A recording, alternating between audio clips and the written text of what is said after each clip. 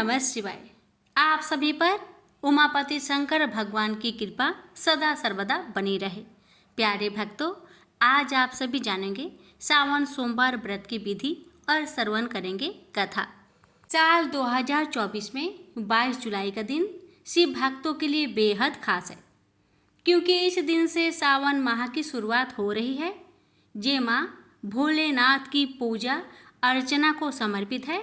इस दौरान चतुर्मास होने के कारण सृष्टि का संचालन महादेव के हाथों में होता है। ऐसे में उनकी पूजा करने से चाहे परिणामों की प्राप्ति होती है।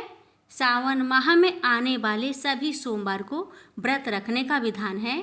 मान्यता है कि इस उपवास को रखने से जीवन में सुख समृद्धि बनी रहती है। इसके अलावा कुंवारी कन्याओं के लिए ये व्रत बेहद खास होता है। इससे मन चाहे वर की प्राप्ति के योग बनते हैं। इस दौरान पहला सावन सोमवार का व्रत 22 जुलाई 2024 के दिन रखा जाएगा। इस तिथि से ही सावन माह की शुरुआत होगी और कांवड़ यात्रा भी निकाली जाएगी। इस दिन प्रीति योग, आयुष्मान योग, सर्वार्थ सिद्धि योग और शिववास योग बन रहा है।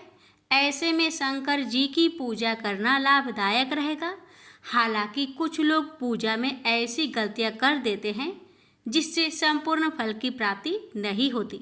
ऐसे में आइए जानते हैं कि सावन के पहले सोमवार पर महादेव की पूजा किस विधि से करनी चाहिए। सावन सोमवार व्रत पूजा की विधि। सावन सोमवार के दिन सुबह जल्दी उठना चाहिए, फिर स्नान करें और व्रत का संकल्प लें। इसके बाद घर के सभी स्थानों पर गंगा जल का छिड़काव करना चाहिए, ये शुभ होता है। फिर पूजा स्थान पर आकर सभी सामग्रियों को एकत्रित करके रख ले। इस दौरान उपयोग होने वाले बर्तनों को भी अपने पास साफ करके रख ले। फिर विधि पूर्वक भगवान शिव का अभिषेक करें। इसके बाद उन्हें फल, पुष्प, धूप, बेलपत्र, अक्षत आदि चीज़ें अर्पित करते जाए। फिर भगवान शिव का नाम लेते हुए देसी घी का दीपक जलाए। इस दौरान शिव जी के मंत्रों का जाप करते रहना चाहिए। इससे सकारात्मकता का स्तर बढ़ता है। अंत में शिव जी की आरती करें। फिर जीवन में सुख समृद्धि की कामना करते हुए महादेव का आशीर्वाद ले। आइए जानते हैं सावन सोमवार पूजन सामग्री के बारे में। सावन के पहले सोमवार को पूजा के लिए इन सामग्रियों को शामिल करें। इनमें भोलेनाथ की तस्वीर, शिवलिंग के पूजा बर्तन, कुशासन, दही, शुद्ध घी, देसी घी, शहद, बेलपत्र, भांग, धतूरा, समी के पत्ते, गाय का दूध और गंगा जल का नाम शामिल है। इसके अलावा महादेव के वस्त्र, माता पार्वती के श्रृंगार का सामान, वस्त्र, दही, शक्कर, कपूर, धूप, दीप, रुई, जनेऊ, चंदन, केसर, अक्षत, इत्र, लौंग, छोटी इलायची, मौली, अच्छा, सूत्र, भस्म, शिव चालीसा, शिव आरती किताब, हवन सामग्री और दान का सामान भी रखें। कहते हैं कि सावन सोमवार के दिन गरीब जरूरतमंदों को घी, चीनी, चावल और दूध का दान करना अच्छा माना जाता है। तो आइए प्यारे भक्तजनों, अब हम श्रवण करेंगे सोमवार व्रत की प्रचलित कथा को बड़े ही श्रद्धा से पर संचित मन से पूरा अवश्य सुनिएगा। अगर आप व्रत रखते हैं तो कथा को गलती से भी अधूरा ना छोड़े, अन्यथा व्रत का फल पूर्ण प्राप्त नहीं होगा। तो आइए श्रवण करते हैं सोमवार व्रत की प्रचलित कथा। प्रेम से बोलिए हर हर महादेव, माता पार्वती की जय। कथा को लाइक शेयर करना ना भूले। सोमवार व्रत कथा। किसी नगर में एक धनी व्यापारी रहता था। दूर दूर तक उसका व्यापार फैला हुआ था। नगर के सभी लोग उस व्यापारी का सम्मान करते थे। इतना सब कुछ संपन्न होने के बाद भी वह व्यापारी बहुत दुखी था, क्योंकि उसका कोई पुत्र नहीं था, जिस कारण अपने मृत्यु के पश्चात व्यापार के उत्तराधिकारी की चिंता उसे हमेशा सताती रहती थी। पुत्र प्राप्ति की इच्छा से व्यापारी प्रत्येक सोमवार भगवान शिव का व्रत पूजा किया करता था। और शाम के समय शिव मंदिर में जाकर शिव जी के सामने घी का दीपक जलाया करता था। उसकी भक्ति देखकर माँ पार्वती प्रसन्न हो गई और भगवान शिव से उस व्यापारी की मनोकामना पूर्ण करने का निवेदन किया। भगवान शिव बोले, इस संसार में सबको उसके कर्म के अनुसार फल की प्राप्ति होती है। जो प्राणी जैसा कर्म करते हैं उन्हें वैसा ही फल प्राप्त होता है। शिव जी द्वारा समझाने के बावजूद माँ पार्वती नहीं मानी और उस व्यापारी की मनोकामना पूर्ति हेतु वे शिव जी से बार बार अनुरोध करती रही। अंततः माता के आग्रह को देखकर भगवान भोलेनाथ को उस व्यापारी को पुत्र प्राप्ति का वरदान देना पड़ा। वरदान देने के पश्चात भोलेनाथ माँ पार्वती से बोले, आपके आग्रह पर मैंने पुत्र प्राप्ति का वरदान तो दे दिया, परंतु इसका यह पुत्र 16 वर्ष से अधिक समय तक जीवित नहीं रहेगा। उसी रात भगवान शिव उस व्यापारी के सपने में आए और उसे पुत्र प्राप्ति का वरदान दिया और उसके पुत्र की 16 वर्ष तक जीवित रहने की भी बात बताई। भगवान के वरदान से व्यापारी को खुशी तो हुई, लेकिन पुत्र की अल्पायु की चिंता ने उस खुशी को नष्ट कर दिया। व्यापारी पहले की तरह सोमवार के दिन भगवान शिव का विधिवत व्रत करता रहा। कुछ महीनों के बाद उसके घर एक अति सुंदर बालक ने जन्म लिया और घर में खुशियां ही खुशियां भर गई। बहुत धूमधाम से पुत्र जन्म का समारोह मनाया गया, परंतु व्यापारी को पुत्र जन्म की अधिक खुशी नहीं हुई, क्योंकि उसे पुत्र की अल्प आयु के रहस्य का पता था। जब पुत्र 12 वर्ष का हुआ तो व्यापारी ने उसे उसके मामा के साथ पढ़ने के लिए बनारसी भेज दिया। लड़का अपने मामा के साथ शिक्षा प्राप्त हेतु चल दिया। रास्ते में जहाँ भी मामा भांजे विश्राम हेतु रुकते, वहीं यज्ञ करते और ब्राह्मणों को भोजन कराते। लंबी यात्रा के बाद मामा भांजे एक नगर में पहुँचे। उस दिन नगर के राजा की कन्या का विवाह था, जिस कारण पूरे नगर को सजाया गया था। निश्चित समय पर बारात आ गई, लेकिन वर का पिता अपने बेटे के एक आंख से काने होने के कारण बहुत चिंतित था।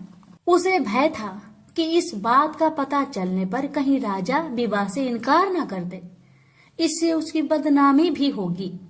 जब वर के पिता ने व्यापारी के पुत्र को देखा तो उसके मस्तिष्क में एक विचार आया।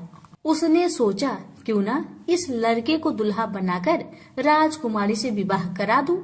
विवाह के बाद इसको धन देकर विदा कर दूंगा और राजकुमारी को अपने नगर ले जाऊंगा। वर के पिता ने लड़के के मामा से इस संबंध में बात की। मामा ने धन मिलने की लालच में वर के पिता की बात को स्वीकार कर ली। लड़के को दूल्हे का वस्त्र पहनाकर राजकुमारी से विवाह कर दिया गया। राजा ने बहुत सारा धन देकर राजकुमारी को विदा किया। शादी के बाद लड़का जब राजकुमारी के साथ लौट रहा था तो वह सच नहीं छिपा सका और उसने राजकुमारी की ओढ़नी पर लिख दिया, राजकुमारी, तुम्हारा विवाह मेरे साथ हुआ था। मैं तो बनारसी पढ़ने के लिए जा रहा हूँ और अब तुम्हें जिस नवयुवक की पत्नी बनना पड़ेगा वह कान्हा है। जब राजकुमारी ने अपनी ओढ़नी पर लिखा हुआ पढ़ा तो उसने कान्हे लड़के के साथ जाने से इनकार कर दिया। राजा को जब ये सब बातें पता लगी तो उसने राजकुमारी को महल में ही रख लिया। उधर लड़का अपने मामा के साथ बनारसी पहुंच गया और गुरुकुल में पढ़ना शुरू कर दिया। जब उसकी आयु 16 वर्ष की हुई तो उसने यज्ञ किया। यज्ञ की समाप्ति पर ब्राह्मणों को भोजन करवाया और खूब अन्य वस्त्र दान किए। रात को वह अपने शयन कक्ष में सो गया। शिव के वरदान के अनुसार शयन अवस्था में ही उसके प्राण पेखरू उड़ गए। सूर्योदय पर मामा मृत भांजे को देखकर रोने पिटने लगा। आसपास के लोग भी एकत्र होकर दुख प्रकट करने लगे। लड़के के मामा के रोने विलाप करने के स्वर समीप से गुजरते हुए भगवान शिव और माता पार्वती ने भी सुने। माता पार्वती ने भगवान से कहा, प्राणनाथ, मुझे इसके रोने का स्वर सहन नहीं हो रहे। आप इस व्यक्ति के कष्ट को अवश्य दूर करें। भगवान शिव ने माता पार्वती के साथ अदृश्य रूप में समीप जाकर देखा तो भोलेनाथ माता पार्वती से बोले, यह तो उसी व्यापारी का पुत्र है जिसे मैंने 16 वर्ष की आयु का वरदान दिया था। इसकी आयु पूरी हो गई है। माँ पार्वती ने फिर भगवान शिव से निवेदन कर उस बालक को जीवन देने का आग्रह किया। माता पार्वती के आग्रह पर भगवान शिव ने उस लड़के को जीवित होने का वरदान दिया और कुछ ही पल में वह जीवित होकर उठ बैठा। शिक्षा समाप्त करके लड़का मामा के साथ अपने नगर की ओर चल दिया। दोनों चलते हुए उसी नगर में पहुँचे जहाँ उसका विवाह हुआ था। उस नगर में भी यज्ञ का आयोजन किया। समीप से गुजरते हुए नगर के राजा ने यज्ञ का आयोजन देखा और उसने तुरंत ही लड़के और उसके मामा को पहचान लिया। यज्ञ के समाप्त होने पर राजा मामा और लड़के को महल में ले गया और कुछ दिन उन्हें महल में रखकर बहुत सा धन वस्त्र आदि देकर राजकुमारी के साथ विदा कर दिया। इधर भूखे प्यासे रहकर व्यापारी और उसकी पत्नी बेटे की प्रतीक्षा कर रहे थे। उन्होंने प्रतिज्ञा कर रखी थी कि यदि उन्हें अपने बेटे की मृत्यु का समाचार मिला तो दोनों अपने प्राण त्याग देंगे। परंतु जैसे ही उसने बेटे के जीवित वापस लौटने का समाचार सुना तो वह बहुत परेशान हुआ। वह अपनी पत्नी और मित्रों के साथ नगर के द्वार पर पहुंचा। अपने बेटे के विवाह का समाचार सुनकर पुत्र वधू राजकुमारी को देखकर उसकी खुशी का ठिकाना न रहा। उसी रात भगवान शिव ने व्यापारी को सपने में आकर कहा, हे श्रेष्ठी, मैंने तेरे सोमवार व्रत करने और व्रत कथा सुनने से प्रसन्न होकर तेरे पुत्र को लंबी आयु प्रदान की है। पुत्र की लंबी आयु जानकर व्यापारी बहुत प्रसन्न हुआ। शिव भक्त होने तथा सोमवार का व्रत करने से व्यापारी की सभी मनोकामनाएं पूर्ण हुई। इसी प्रकार जो भक्त सोमवार का विधिवत व्रत करते हैं और व्रत कथा सुनते हैं उनकी सभी इच्छाएं पूरी होती है। तुमसे बोलिए उमापति शंकर भगवान की जय। दक्ष प्रजापति की सभी पुत्रियां गुणवंती थी, फिर भी दक्ष के मन में संतोष नहीं था।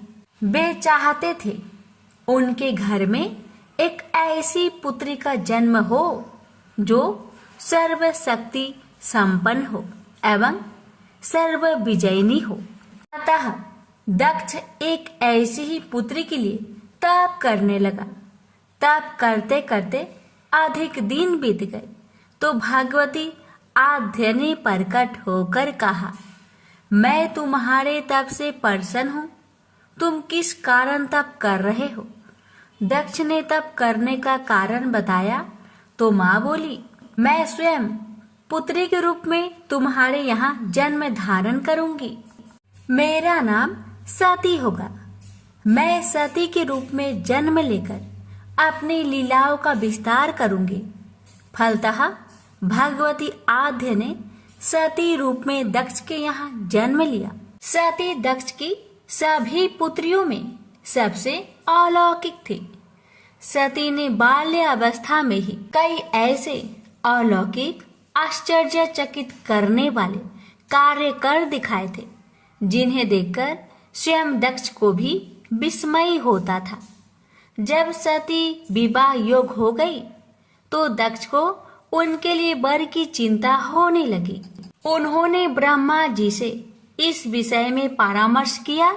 ब्रह्मा जी ने कहा, सती आद्य के अवतार है। आद्य आदि शक्ति और शिव आदि पुरुष है। अतः सती के विवाह के लिए शिव ही योग और उचित वर है। दक्ष ने ब्रह्मा जी की बात मानकर सती का विवाह भगवान शिव के साथ कर दिया। सती कैलाश में जाकर भगवान शिव के साथ रहने लगे। भगवान शिव दक्ष के दामाद थे, किंतु किसी वजह से दक्ष के हृदय में भगवान शिव के प्रति बैर और विरोध भाव पैदा हो गया। एक बार देवलोक में ब्रह्मा ने धर्म के निरूपण के लिए एक सभा का आयोजन किया था। सभी बड़े बड़े देवता सभा में एकत्र हुए। भगवान शिव भी इस सभा में बैठे थे। सभा मंडल में दक्ष का आगमन हुआ। दक्ष के आगमन पर सभी देवता उठकर खड़े हो गए। पर भगवान शिव खरे नहीं हुए। उन्होंने दक्ष को प्रणाम भी नहीं किया। फलतः दक्ष ने अपमान का अनुभव किया। केवल यही नहीं, उनके हृदय में भगवान शिव के प्रति ईर्ष्या की आग जल उठी। वे उनसे बदला लेने के लिए समय और अवसर की प्रतीक्षा करने लगे। एक बार सती और शिव कैलाश पर्वत पर बैठे हुए परस्पर वार्तालाप कर रहे थे। उसी समय आकाश मार्ग से कई विमान कनखल की ओर जाते हुए दिखाई पड़े। सती ने उन विमानों को देखकर भगवान शिव से पूछा, प्रभु, ये सभी विमान किसके हैं और कहाँ जा रहे हैं? भगवान शंकर ने उत्तर दिया, आपके पिता ने बड़े यज्ञ का आयोजन किया है। समस्त देवता और देवांगनाएं इस विमानों में बैठकर उसी यज्ञ में सम्मिलित होने के लिए जा रहे हैं। इस पर सती ने दूसरा प्रश्न किया, क्या मेरे पिता ने आपको यज्ञ में सम्मिलित होने के लिए नहीं बुलाया? भगवान शंकर ने उत्तर दिया, आपके पिता मुझसे बैर रखते हैं, फिर वो मुझे क्यों बुलाने लगे? सती मन ही मन सोचने लगी, फिर बोली, यज्ञ के इस अवसर पर अवश्य मेरी सभी बहनें आएंगी। उनसे मिले हुए बहुत दिन हो गए। यदि आपकी अनुमति हो तो मैं भी अपने पिता के घर जाना चाहती हूँ। यज्ञ में सम्मिलित हो लूंगी और बहनों से भी मिलने का सुअवसर मिलेगा। भगवान शिव ने उत्तर दिया, इस समय वहां जाना उचित नहीं होगा। आपके पिता मुझसे बैर रखते हैं। हो सकता है वे आपका भी अपमान करे। बिना बुलाए किसी के घर जाना उचित नहीं होता है। इस पर सती ने प्रश्न किया, ऐसा क्यों? भगवान शिव ने उत्तर दिया, विवाहित लड़की को बिना बुलाए पिता के घर नहीं जाना चाहिए, क्योंकि विवाह हो जाने पर लड़की अपने पति की हो जाती है। पिता के घर से उसका संबंध टूट जाता है। लेकिन सती पीहर जाने के लिए हठ करती रही, अपनी बात बार बार दोहराती रही। उनकी इच्छा देखकर भगवान शिव ने पीहर जाने की अनुमति दे दी। उनके साथ अपना एक गण भी साथ में भेज दिया। उस गण का नाम वीरभद्र था। सती वीरभद्र के साथ अपने पिता के घर गई। घर में सती से किसी ने भी प्रेम पूर्वक वार्तालाप नहीं किया। दक्ष ने उन्हें देखकर कहा, तुम क्या यहाँ मेरे अपमान कराने आई हो? अपनी बहनों को तो देखो, वे किस प्रकार भांति भांति के अलंकारों और सुंदर वस्त्रों से सुसज्जित है। तुम्हारे शरीर पर मात्र बाघंबर है। तुम्हारा पति शमशानवासी और भूतों का नायक है। वह तुम्हें बाघंबर छोड़कर और पहना ही क्या सकता है? दक्ष के कथन से सती के हृदय में पश्चाताप का सागर उमड़ पड़ा। वे सोचने लगी, उन्होंने यहाँ आकर अच्छा नहीं किया। भगवान ठीक ही कह रहे थे, बिना बुलाए पिता के घर में भी नहीं जाना चाहिए। पर अब क्या हो सकता है? अब तो आ ही गई हूँ। पिता के कटु और अपमानजनक शब्द सुनकर भी सती मौन रही। वे उस यज्ञ मंडल में गई जहाँ सभी देवता और ऋषि मुनि बैठे थे तथा यज्ञ कुंड में धू धू करती जलती हुई अग्नि में आहुतियां डाली जा रही थी। सती ने यज्ञ मंडप में सभी देवताओं के तो भाग देखे, किंतु भगवान शिव का भाग नहीं देखा। वे भगवान शिव का भाग न देखकर अपने पिता से बोली, पिता श्रेष्ठ, यज्ञ में तो सबके भाग दिखाई पड़ रहे हैं, किंतु कैलाशपति का भाग नहीं है। आपने उनका भाग क्यों नहीं रखा? दक्ष ने गर्व से उत्तर दिया, मैं तुम्हारे पति शिव को देवता नहीं समझता। वह तो भूतों का स्वामी, नग्न रहने वाला और हड्डियों की माला धारण करने वाला है। वह देवताओं की पंक्ति में बैठने योग्य नहीं है, उसे कौन भाग देगा। सती के नेत्र लाल हो उठे, उनका मुखमंडल प्रलय की सूर्य की भांति तेजोदीप्त हो उठा। उन्होंने पीड़ा से तिल मिलाते हुए कहा, ओ, मैं इन शब्दों को कैसे सुन रही हूँ। मुझे धिक्कार है। देवताओं, तुम्हें भी धिक्कार है।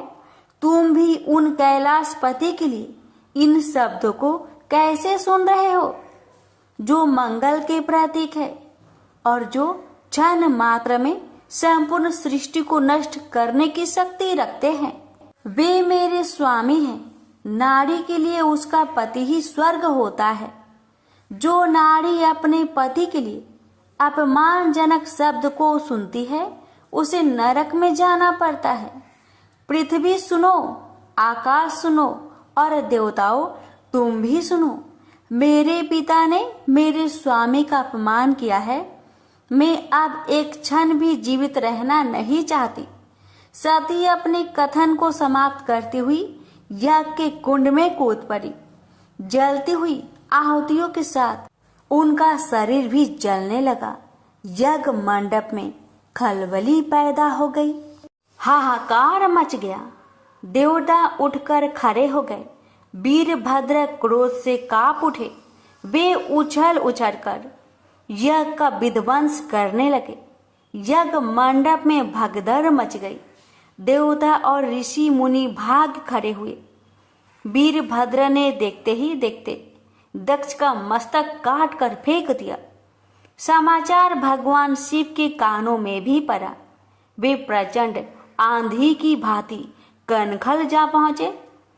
सती के जले हुए शरीर को देखकर भगवान शिव ने अपने आप को भूल गए। सती के प्रेम और उनकी भक्ति ने शंकर के मन को व्याकुल कर दिया।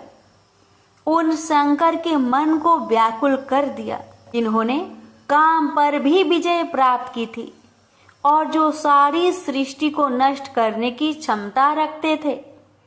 वे सती के प्रेम में खो गए, बेसुध हो गए।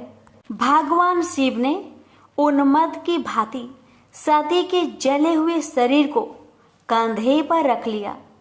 वे सभी दिशाओं में भ्रमण करने लगे। शिव और सती के इस अलौकिक प्रेम को देखकर पृथ्वी रुक गई, हवा रुक गई, जल का प्रवाह ठहर गया और रुक गई। देवताओं की सांसें, सृष्टि व्याकुल हो उठी। सृष्टि के प्राणी पुकारने लगे, त्राहि माम, त्राहि माम। भयंकर संकट उपस्थित देखकर सृष्टि के पालक भगवान विष्णु आगे बढ़े। वे भगवान शिव की बेसुधी में अपने चक्र से सती के एक एक अंग को काट काट कर गिराने लगे। धरती पर 51 स्थानों में सती के अंग कट कट कर गिरे। जब सती के सारे अंग कट कर गिर गए तो भगवान शिव पुनः अपने आप में आए। जब वे अपने आप में आए तो पुनः सृष्टि के सारे कार्य चलने लगे। धरती पर जिन 51 स्थानों में सती के अंग कट कट कर गिरे थे, वे ही स्थान आज शक्तिपीठ माने जाते हैं। आज भी उन स्थानों में सती का पूजन होता है, उपासना होती है। धन्य था शिव और सती का प्रेम। शिव और सती के प्रेम में उन्हें अमर और वंदनीय बना दिया। प्रेम से बोलिए सती मैया की जय। सुनेंगे माँ पार्वती के रूप में जन्म की कथा। बाद में सती की विरह में शंकर जी दयनीय दशा हो गई। वे हर पल सती का ही ध्यान करते रहते और उन्हीं ही चर्चा में व्यस्त रहते। उधर सती ने भी शरीर का त्याग करते समय संकल्प किया था कि मैं राजा हिमालय के यहाँ जन्म लेकर शंकर जी की अर्धांगिनी बनूं। अब जगदम्बा का संकल्प व्यर्थ होने से तो रहा। वे उचित समय पर राजा हिमालय की पत्नी मेनका के गर्भ में प्रविष्ट होकर उनकी कोख में से प्रकट हुई। पर्वतराज की पुत्री होने के कारण वे पार्वती कहलाई।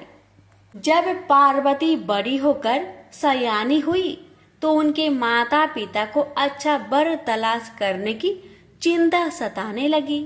एक दिन अचानक देव ऋषि नारद राजा हिमालय के महल में आ पहुंचे और पार्वती को देख कहने लगे कि इसका विवाह शंकर जी के साथ होना चाहिए और वे ही सभी दृष्टि से इसके योग हैं।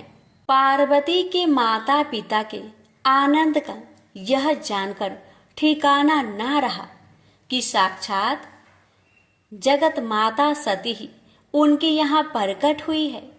वे मन ही मन भाग्य को सहराने लगे।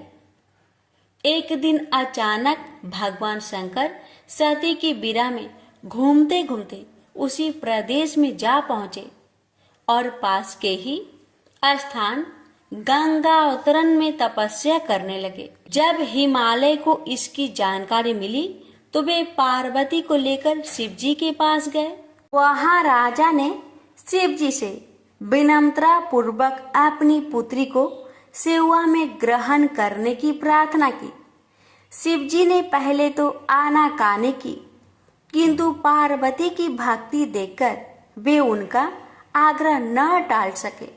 शिव जी से अनुमति मिलने के बाद तो पार्वती प्रतिदिन अपनी सखियों को साथ ले उनकी सेवा करने लगी। पार्वती हमेशा इस बात का सदा ध्यान रखती थी कि शिव जी को किसी भी प्रकार का कष्ट ना हो। वे हमेशा उनके चरण धोकर चरणोदक ग्रहण करती और षोडशोपचार से पूजा करती। इसी तरह पार्वती को भगवान शंकर की सेवा करते दीर्घ समय व्यतीत हो गया, किंतु पार्वती जैसी सुंदर बला से इस प्रकार एकांत में सेवा लेते रहने पर भी शंकर के मन में कभी विकार नहीं हुआ। वे सदा अपनी समाधि में ही निश्चल रहते। उधर देवताओं को तारक नाम का असुर बड़ा त्रास देने लगा। यह जानकर कि शिव के पुत्र से ही तारक की मृत्यु हो सकती है, सभी देवता शिव पार्वती का विवाह कराने की चेष्टा करने लगे। उन्होंने शिव को पार्वती के प्रति अनुरक्त करने के लिए कामदेव को उनके पास भेजा, किंतु पुष्पा युद्ध का पुष्पा बाण भी शंकर के मन को विक्षुब्ध न कर सका। उल्टा कामदेव उनकी क्रोध अग्नि से भस्म हो गए। इसके बाद शंकर भी वहां अधिक रहना अपनी तपस्या के लिए अंतराय रूप समझ कैलाश की ओर चल दिए। पार्वती को शंकर की सेवा से वंचित होने का बड़ा दुख हुआ, किंतु उन्होंने निराश ना होकर आपकी बार तप द्वारा शंकर को संतुष्ट करने की मन में ठानी। उनकी माता ने उन्हें सुकुमार एवं तप के आयोग समझकर बहुत माना किया, इसलिए उनका उमा नाम प्रसिद्ध हुआ, किंतु पार्वती पर इसका असर ना हुआ। अपने संकल्प से वे तनिक भी विचलित नहीं हुई। वे भी घर से निकल उसी शिखर पर तपस्या करने लगी जहाँ शिव जी ने तपस्या की थी। तभी से लोग उस शिखर को गौरी शिखर कहने लगे। वहां उन्होंने पहले वर्ष फलहार से जीवन व्यतीत किया। दूसरे वर्ष वे पर्ण वृक्षों के पत्ते खाकर रहने लगी और फिर तो उन्होंने पर्ण का भी त्याग कर दिया और इसलिए वे अपर्णा कहलाई। इस प्रकार पार्वती ने 3000 वर्ष तक तपस्या की। उनकी कठोर तपस्या को देख ऋषि मुनि भी तंग रह गए। अंत में भगवान आशुतोष का आसन हिला। उन्होंने पार्वती की परीक्षा लेने के लिए पहले सप्त ऋषियों को भेजा और पीछे स्वयं वटु भेष धारण कर पार्वती की परीक्षा के निमित्त प्रस्थान किया। प्रेम से बोलिए हर हर महादेव। माता पार्वती की जय।